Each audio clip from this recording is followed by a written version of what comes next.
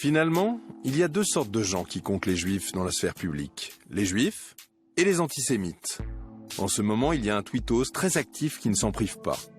Jérôme Bourbon, le patron de Rivarol, un journal d'extrême droite négationniste.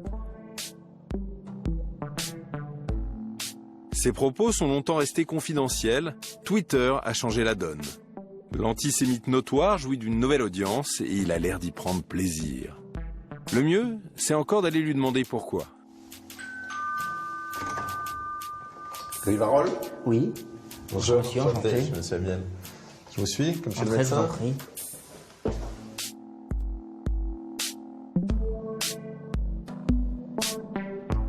Bon, eh bien je crois que le décor est planté. Un Jésus, l'œuvre de Pétain, une bibliothèque d'obsessionnels et la collection des procès du journal pour l'année 2015. Ce fameux Rivarol, la voix de ceux qui ont perdu la Seconde Guerre mondiale. Le genre de canard qui continue à faire des listes de juifs et qui a la nostalgie de la France de Vichy et de son gouvernement. Mais ce gouvernement, il avait aussi une politique juive, politique sur les juifs par exemple. Et ça, à ce niveau-là, c'est quelque chose que vous pensez qu'il y a des choses à garder ? Là, ça m'est difficile de vous répondre sur cette question parce que tout de suite, les lois sont ainsi faites qu'on ne peut rien dire sur ces questions. Mais l'unique raison pour laquelle vous ne me répondez pas, c'est la loi. Il y a une version officielle de l'histoire qui ne m'a pas permis de contester depuis 1990, donc je ne peux rien dire sur cette question, puisque la loi oblige à y croire. Mais pourquoi vous avez l'impression que les juifs tiennent la justice, ils tiennent les médias, ils tiennent le pouvoir ? Je ne sais pas, mais j'ai l'impression d'en voir beaucoup, effectivement. Oui, c'est ça, vous en voyez partout, quoi. Et surtout à des postes clés, quoi. Ouais, c'est ça. Mais ça n'a pas de sens. Par exemple, il y a 6 chaînes de télévision. Est-ce qu'il y a un patron de chaîne qui est juif ? Ben non, il n'y en a pas. C'est étonnant. La TF1, c'était Nonce Paolini. Ok. Bon, maintenant, il était remplacé par quelqu'un qui s'appelle Pélisson. Bon, ils ne sont pas juifs. La patronne de France 2, Delphine Ernotte, elle n'est pas juive. Le patron de France 3 n'est pas juif. Le patron de Canal+, je crois pas que Bolloré soit juif. Le patron d'M6, bon, il est protestant. Je pense que c'est peut-être un problème pour vous, mais il n'est pas juif. Et je peux vous faire toutes les chaînes de télévision. Donc, encore une fois, passer son temps à souligner... Mais il n'y a pas que le patron qui compte. Il y a quand même une série... Par exemple, Publicis, c'est quand même très juif, quoi. Je veux dire, on disait que... Publicis, ça a été fondé par quelqu'un qui était juif. Bon, c'est des choses qui arrivent, vous savez. Je sais pas où on m'a dit, je sais pas si c'est fondé, mais je crois qu'on m'avait dit qu'on pouvait pas... si on n'était pas juif, on pouvait avoir les principaux postes de direction à Publicis. Si on vous l'a dit, alors... Bon, je ne sais pas. On ne sait pas. On ne sait pas. Si on vous l'a dit. C'est quoi vos sources ? Je crois que c'est Le Pen qui m'avait dit ça. C'est Le Pen, je comprends mieux. Jean-Marie Le Pen, Rivarol, c'est un peu sa tribune. Ici, on considère que sa fille Marine est une dangereuse gauchiste. Alors, je suis devant quelques-uns de vos tweets, là, ils sont assez... Bon, il y en a des mignons. Les Juifs ne sont responsables ni de la mort du Christ, ni du massacre des Palestiniens. Ils sont innocents, c'est la jurisprudence Dreyfus. Oui. Alors, vous avez réussi à 140 signes, là, à faire un bon condensé bien antisémite.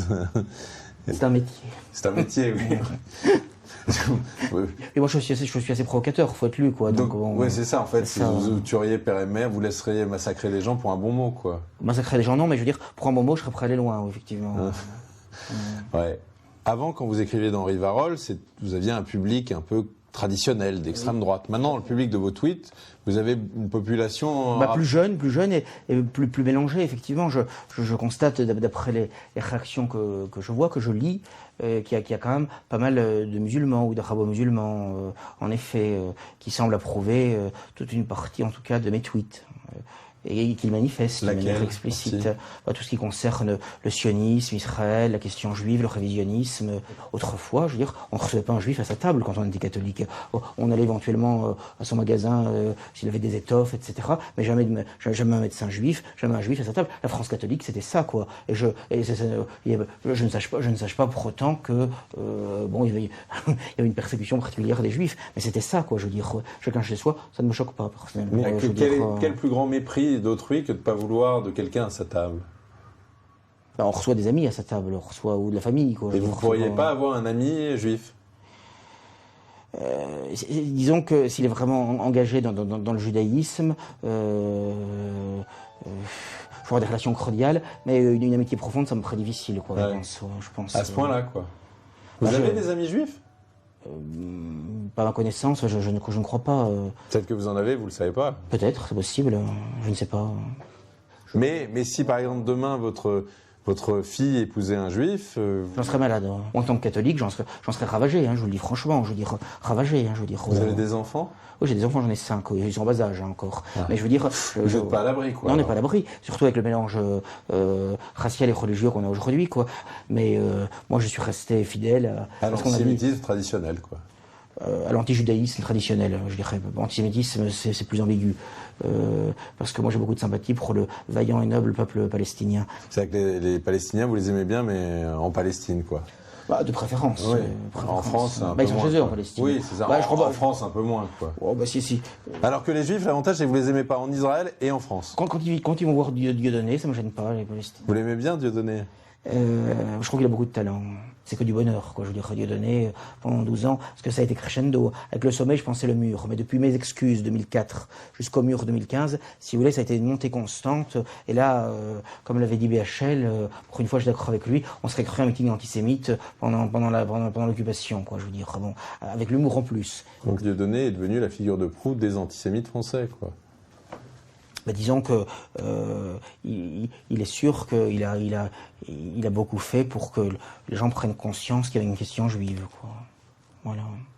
Donc ça a été pour vous vraiment un agent politique important, quoi. Bah nous on se battait quelques milliers de lecteurs depuis des décennies, et là d'un seul coup il touche des millions de gens, quoi. Je veux dire, c'est quelque chose d'exceptionnel, quoi. Je veux dire. Les antisémites traditionnels d'extrême droite, revigorés par Dieudonné. Franchement, si on m'avait dit ça il y a 15 ans.